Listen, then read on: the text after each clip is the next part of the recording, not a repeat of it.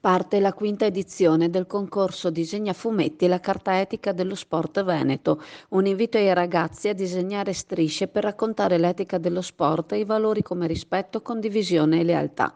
Il concorso è promosso dall'assessorato allo sport della Regione Veneto, dal Comitato regionale Veneto dell'Unione Nazionale delle Pro Loco d'Italia, dall'Ufficio Scolastico Regionale per il Veneto del Ministero dell'Istruzione, dal Comitato regionale Veneto del Comitato Olimpico Nazionale Italiano e dal Comitato regionale Veneto del Comitato Italiano Paralimpico.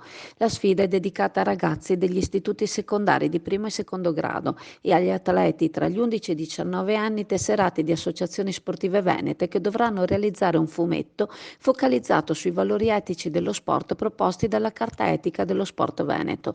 Gli elaborati dovranno essere presentati entro il 31 marzo 2023. Per poter partecipare è necessaria l'adesione alla Carta Etica dello Sport Veneto, che dovrà avvenire entro il termine di presentazione della domanda di partecipazione.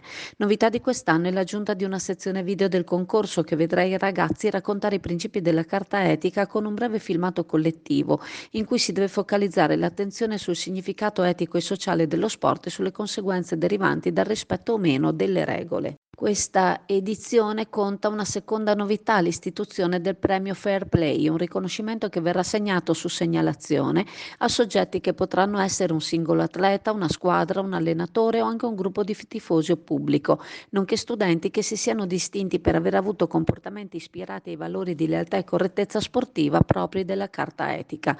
Testimonial d'eccezione gli olimpionici del nuoto e plurimedagliati ai recenti mondiali di Melbourne, Thomas Ceccon e Manuel Frigo, che diventeranno i nuovi protagonisti del fumetto che verrà realizzato dalla casa editrice Becco Giallo.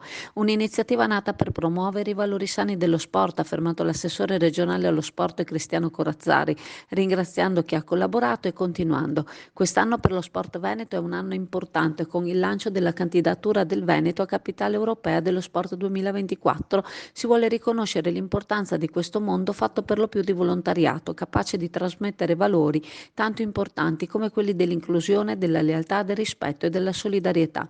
Ai primi 3 classificati per ogni categoria saranno assegnati premi in denaro del valore di 1.000 euro al primo, 700 al secondo, 500 al terzo e la possibilità di 2 menzioni speciali per ogni categoria, con assegnazione di un premio di 200 euro cada uno. Il miglior filmato verrà premiato con 1.000 euro. E se ti dicessi che questa è la nostra birra di Natale?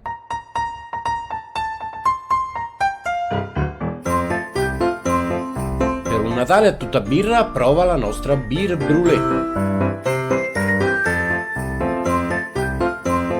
Calda e speziata.